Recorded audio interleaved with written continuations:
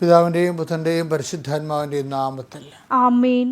അമ്മേ പരിശുദ്ധമ്മേ, അമ്മേ പരിശുദ്ധമ്മേ, ദൈവമാതാവേ, ദൈവമാതാവേ, കൃപാസനത്തിലൂടെ ഞങ്ങൾക്കും ഞങ്ങളുടെ ദേശത്തിനും അമ്മ മധ്യസ്ഥം തേടി തന്ന എല്ലാ അനുഗ്രഹങ്ങൾക്കും കൃപകൾക്കും ഞങ്ങളിപ്പോൾ ഹൃദയം നിറഞ്ഞ നന്ദി പറയുന്നു. അമ്മേ പരിശുദ്ധമ്മേ, ദൈവമാതാവേ, 2004 ഡിസംബർ 7 ഉച്ചകഴിഞ്ഞ് 2:30 കൃപാസനത്തിൽ സംഭവിച്ച അമ്മയുടെ പ്രത്യക്ഷപ്പെടലിനെ കുറിച്ച് തിരുസഭയ്ക്ക് സമർപ്പിച്ചിരിക്കുന്ന പഠനരേഖകളുടെ മേൽ സഭാത്മകമായ പഠനം ആരംഭിക്കുവാൻ ഞങ്ങൾ അങ്ങയോട് താഴ്മയോടെ പ്രാർത്ഥിക്കുന്നു. അമ്മേ പരിശുദ്ധമേ, ഭൂസ്വർലോകങ്ങളുടെ രാജ്ഞിയായ അങ്ങയ്ക്ക് ഭൗമസംരക്ഷണത്തിനായി പ്രപഞ്ചപ്രകൃതിയെ തന്നെ തിരുസഭ പ്രതിഷ്ഠിക്കുവാൻ ഈ പ്രത്യക്ഷീകരണം വഴി ഇടയാക്കണമേ. പരിശുദ്ധമേ, ജപമാല മാതാവേ, സകല കൃപാസനം പ്രാർത്ഥനകളോട് ചേർത്ത് ഞങ്ങളിപ്പോൾ പ്രാർത്ഥിക്കുന്ന ഈ കുടുംബത്തിന്റെ പ്രത്യേക നിയോഗം പരമക്കളെ.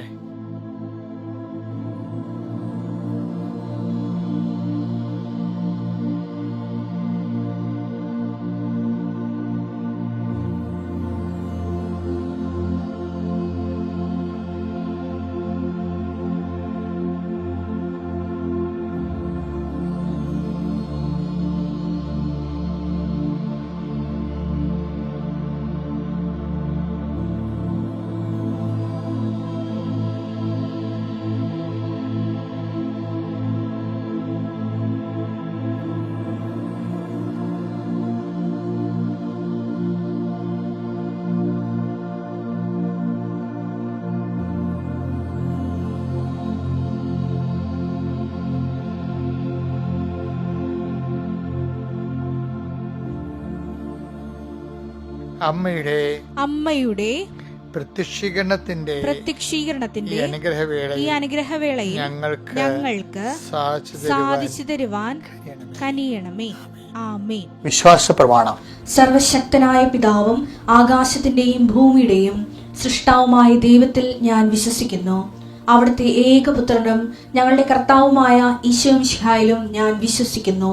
ഈ പുത്രൻ പരിശുദ്ധാത്മാവിനാൽ ഗർഭസ്ഥനായി കന്യകാമറിയത്തിൽ നിന്ന് പിറന്ന് പൊന്തിയോസ് പീലാത്തോസിന്റെ കാലത്ത് പീഡകൾ സഹിച്ച് കുരിശിൽ തറയ്ക്കപ്പെട്ട് മരിച്ച് അടക്കപ്പെട്ട് പാതാളങ്ങളിൽ ഇറങ്ങി മരിച്ചവരുടെ ഇടയിൽ നിന്ന് 3-ാം നാൾ ഉയർത്ത് സ്വർഗത്തിലേക്ക് എഴുന്നള്ളി സർവശക്തിയുള്ള പിതാവായ ദൈവത്തിന്റെ വലതുഭാഗത്തിരിക്കുന്നു.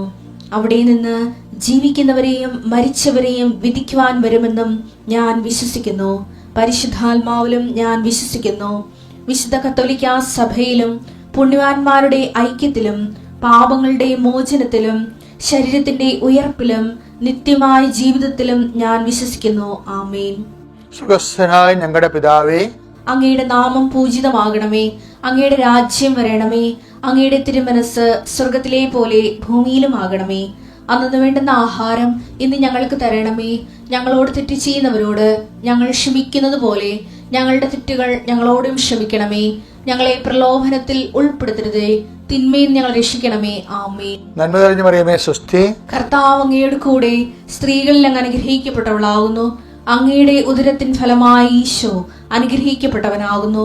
പരിശുദ്ധ മറിയമേ, തമ്പുരാന്റെ അമ്മേ, പാപികളായ ഞങ്ങൾക്ക് വേണ്ടി ഇപ്പോഴും ഞങ്ങളുടെ മരണസമയത്തും തമ്പുരാനോട് അപേക്ഷിക്കണമേ. ആമേൻ. എൻ്റെ പ്രിയപ്പെട്ടവരെ, ഇന്ന് ഞായറാഴ്ചയാണ്, മാർച്ച് 23-ാം തീയതി, കർത്താവിൻ്റെ ദിവസം. എല്ലാവർക്കും അച്ഛൻ്റെ ഹൃദയത്തിൽ അത്രയും സന്തോഷം നിങ്ങളുടെ ഹൃദയത്തിലുണ്ടാകട്ടെ എന്ന് പ്രാർത്ഥിക്കുന്നു. ഞായറാഴ്ചയ്ക്ക് ഒരു ആഹ്ലാദം ഉണ്ടാകണം കേട്ടോ. കർത്താവിന് ഭയങ്കര സന്തോഷമായിരിക്കും. കർത്താവിൽ സന്തോഷിക്കുന്നവർ ഞായറാഴ്ചയിൽ സന്തോഷിക്കും. അത് കർത്താവിൻ്റെ ദിവസമായതുകൊണ്ട് കർത്താവ് നിന്റെ ഉന്നതമായ ദിവസത്തെ ഓർത്ത് നന്ദി പറയുന്ന കർത്താവേ, നീ ഉയർത്തുന്നേറ്റതിൻ്റെ ഉന്മാദത്തിലാണ് ഞങ്ങൾ പ്രഭാതത്തിൽ.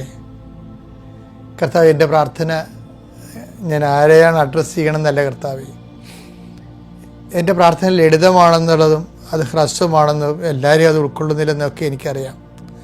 പക്ഷെ ഇതൊക്കെ ശുഭമാക്കാൻ നിനക്ക് കഴിയും. ആരെല്ലാമാണ് കർത്താവ് ആത്മാർത്ഥമായി പ്രാർത്ഥനയിൽ പങ്കെടുക്കുന്നത്, അവിടെ യോഗ്യതയും അയോഗ്യതയും നോക്കാതെ അവർക്ക് ആവശ്യമായത് ചെയ്തു കൊടുക്കാൻ കർത്താവിനെ സഹായിക്കണമെന്ന് പ്രാർത്ഥിക്കുന്നു. 39 വർഷം ഞാൻ അർപ്പിച്ച കൃപാനയുടെ യോഗ്യതയാൽ കൃപാസ്ഥാനത്താറെ ജീവനോടെ പ്രത്യക്ഷപ്പെട്ട പരിശുദ്ധമ്മയുടെ മാധ്യസ്ഥതയാൽ കർത്താവെ ഈ പ്രാർത്ഥനയെ നീ സാർത്ഥകമാക്കണമെന്ന് പ്രാർത്ഥിക്കുന്നു. കർത്താവ് വീട് ഭവനരഹിതരെ സംബന്ധിച്ച് പ്രാർത്ഥിക്കുന്നു.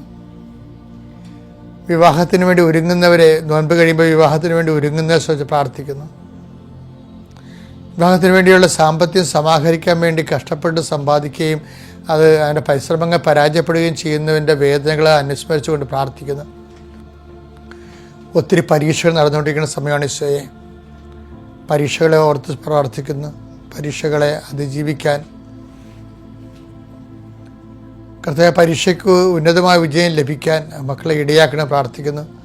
അവിടെ കഴിവ് കൊണ്ടല്ല, ദൈവത്തിൻ്റെ കൃപ കൊണ്ട് അവർക്ക് കർത്താവിൻ്റെ ശക്തി അവർ പ്രവർത്തിക്കാൻ ഇടയാക്കണം പ്രാർത്ഥിക്കുന്നു. ഈശോയെ, ഞങ്ങളൊരു വർഷം മുഴുവൻ പഠിച്ചതാണ്.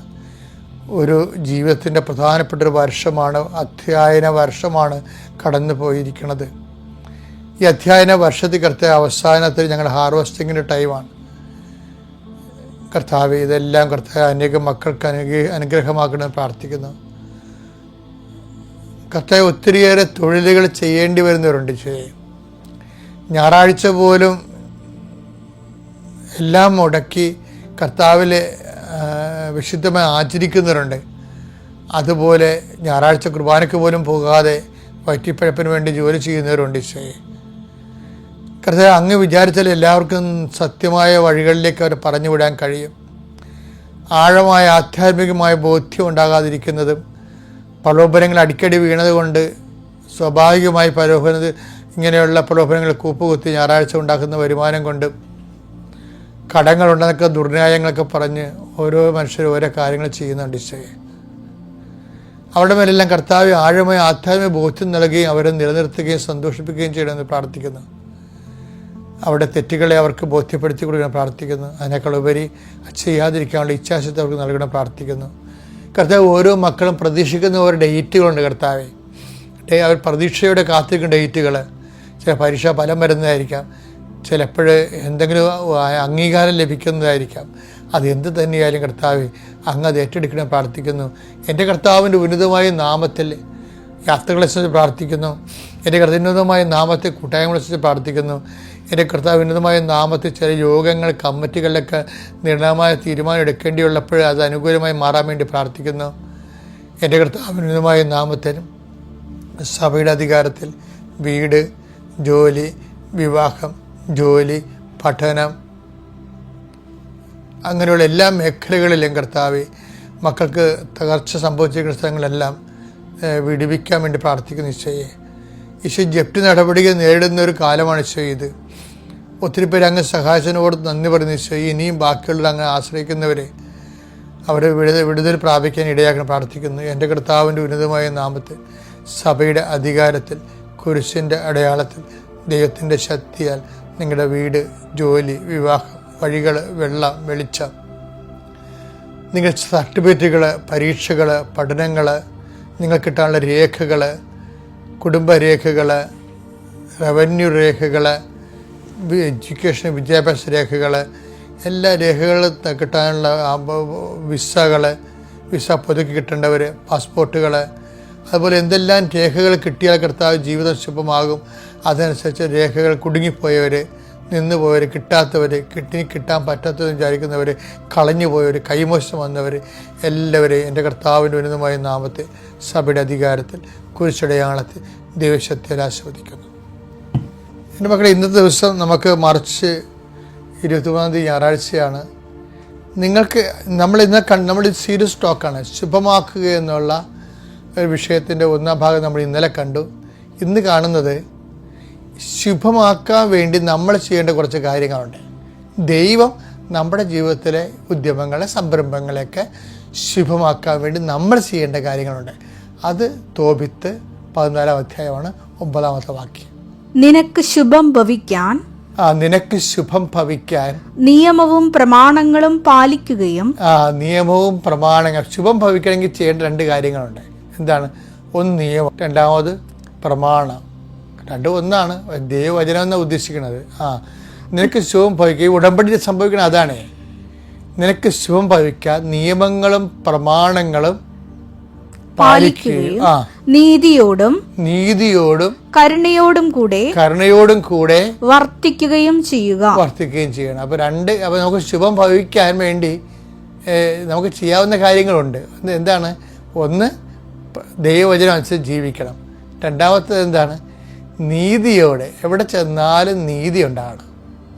അധ്യാപകൻ ഇപ്പോൾ പഠിപ്പിക്കാതെ നോട്ട് പോലും നോക്കാതെ ചുമ്മാ ക്ലാസ്സിൽ വന്നുകൊണ്ട് കഥകളൊക്കെ പറയുന്ന അധ്യാപകരില്ലേ? എൻ്റെ കാലത്ത് കുറേ അധ്യാപകരുണ്ടായിരുന്നു. അവർ വന്നിട്ട് ഭയങ്കര നാട്ടുപുരാണങ്ങളും അതുപോലെ തന്നെ ലോകകാര്യങ്ങളും തത്വജ്ഞാനങ്ങളൊക്കെ പറയും. അപ്പം തന്നെ നമുക്ക് മനസ്സിലാവും എന്താണ് ഇവർ നോട്ട് നോക്കിയിട്ടില്ല. അതായത് വായ്ത്താളം പറയുമ്പോൾ തന്നെ പറയണ കാര്യങ്ങളൊക്കെ വല്ല പ്രഹോണ്ട് നോളജൊക്കെ ആയിരിക്കും, നീതിശാസ്ത്രമൊക്കെ ആയിരിക്കും പറയണത്. പക്ഷേ നോട്ട് നോക്കിയിട്ടില്ല. കുട്ടികളോട് കാണിക്കേണ്ട നീതി എന്താണ്? അവർക്ക് മനസ്സിലാക്കി കൊടുക്കാനുള്ള നോട്ടുകൾ പ്രിപ്പയർ ചെയ്ത് കൊടുക്കണത് അത് നീതിയല്ലേ? അധ്യാപകൻ കാണിക്കേണ്ട നീതിയാണ്. പഠിച്ചുകൊണ്ട് വരുന്ന പാഠങ്ങൾ കൃത്യമായി പഠിച്ചുകൊണ്ട് വരുന്ന ആരുടെ നീതിയാണ്? കുട്ടികളുടെ നീതിയാണ്. അപ്പോൾ എല്ലാ മേഖലയിലും നീതിയുണ്ട്. ഭർത്താവായ ഓരോ തസ്തികയിലും നീതിയുണ്ട്. ഇപ്പോൾ വികാരിച്ചതിന് നീതിയുണ്ട്. ഇപ്പം എനിക്ക് എൻ്റെ ആൾക്കാരോട് കാണിക്കേണ്ട നീതിയുണ്ട്. അപ്പോൾ നീതി നമ്മൾ നടപ്പിൽ വരുമ്പോൾ അനീതിയായി പോകുന്നുണ്ടെങ്കിലാണ് ജൂബിലി വെച്ചിരിക്കുന്നത്. ജൂബിലി ഇല്ലേ? ഇപ്പം രജത ജൂബിലി, സുവർണ ജൂബിലി എന്നൊക്കെ പറഞ്ഞ് നമ്മൾ ആഘോഷിക്കുന്ന ബൈബിളിൻ്റെ നീതിയാണ്. കുറേ നാളിങ്ങനെ ഒരു 25 കൊല്ലം കർത്താവ് ദൈവത്തിന് ജീവിച്ച് കഴിയുമ്പോൾ അങ്ങോട്ടും ഇങ്ങോട്ടും ഒക്കെ ഒത്തിരിയേറെ കൊടുക്കാനും വാങ്ങാനും കടങ്ങളുണ്ടാകും. ആ കടങ്ങൾ അനീതിയായിട്ട് നിൽക്കുന്ന കാരണം ദൈവതിരുസന്നിധി നീതിയോടെ പുലരാൻ വേണ്ടി അവരൊരു കൊല്ലം മുഴുവനും അവരുടെ പറമ്പ് എന്തെങ്കിലും തെറ്റുകൾ സംഭവിച്ചിട്ടുണ്ടെങ്കിൽ പറമ്പ് കിടക്കണം. ഇഷ്ടമുള്ളവന് ആ പറമ്പിൻ്റെ ഉടമസ്ഥ അല്ലാത്തവർക്ക് കയറി അതിൽ നിന്ന് ഇഷ്ടമുള്ള എടുക്കാം. അത് അത് കിളുത്തു വന്ന സംഭവങ്ങളൊക്കെ ഉടമസ്ഥ എടുക്കാൻ പാടില്ല. അത് ഇല്ലാത്തവന് എടുക്കുക. അപ്പം അനീതിക്ക് അവർ പരിഹാരം ചെയ്യണതാണ്. ഒരു പരിഹാരം ചെയ്ത് അത് നീതിയെ സംരക്ഷിക്കുകയാണ്. ജൂബിലിയുടെ ഉദ്ദേശം തന്നെ അതാണ് ബൈബിളിലെ. അപ്പം അതുകൊണ്ട് അതുപോലെ തന്നെയാണ് നമുക്ക് ശുഭമാക്കുന്നതിന് എപ്പോഴും ഇതുപോലെ ജൂബിലി ടെമ്പർമെൻ്റ് ഉണ്ടാകണം. എന്താണ്? കുറേ നാൾ ജീവിച്ച് കഴിയുമ്പോൾ ഓരോ 25 ദിവസം കഴിയുമ്പോഴും നമുക്കൊരു മാസ ജൂബിലി വരും. എന്താണ് വെച്ചാൽ നമ്മൾ ഈ മാസം ചെയ്തതിൻ്റെ അകത്ത് എന്തെങ്കിലും അബദ്ധങ്ങൾ പറ്റിപ്പോയിട്ടുണ്ടെങ്കിൽ ഒരു ഓഡിറ്റിങ് എന്ന കാര്യം ഓഡിറ്റ് ചെയ്തിട്ട് ദൈവത്തോട് മുമ്പിൽ കർത്താവ് ഇന്ന കാര്യങ്ങൾ സംസാരത്തിൽ തെറ്റിപ്പോയിട്ടുണ്ട്, പിന്നെ നടപടിക്രമങ്ങൾ തെറ്റിപ്പോയിട്ടുണ്ട്. ഈ നോൻപ് കാലത്തൊക്കെ ഞാനിത് പറയുമ്പോൾ നിങ്ങൾ ശ്രദ്ധിക്കണം.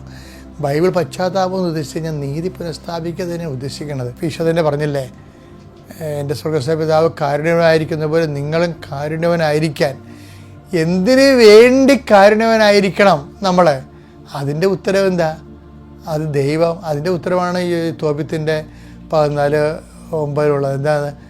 ദൈവം നമ്മുടെ ജീവിതത്തിലെ പ്രവർത്തിക്കാൻ ശുഭമാക്കാൻ വേണ്ടി നമ്മുടെ സംരംഭങ്ങളെ ഉദ്യമങ്ങളെ എല്ലാം ശുഭമാക്കാൻ വേണ്ടിയാണ് നമുക്ക് ആവശ്യമുള്ള ദൈവത്തിൻ്റെ കരുണയാണ്.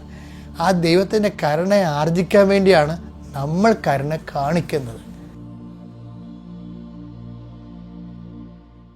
അത്യപൂർവ ദൈവാനുഭവങ്ങൾ ഇനി നിങ്ങൾക്കും സ്വന്തം. ഈ യൂട്യൂബ് ചാനൽ ഇതുവരെ സബ്സ്ക്രൈബ് ചെയ്തിട്ടില്ലെങ്കിൽ ഇപ്പോൾ തന്നെ സബ്സ്ക്രൈബ് ചെയ്യുക. ഈ വീഡിയോ ഇപ്പോൾ തന്നെ നിങ്ങളുടെ സുഹൃത്തുക്കൾക്ക് ഷെയർ ചെയ്തുകൊണ്ട് കർത്താവിന്റെ പ്രേക്ഷിതരാകുക.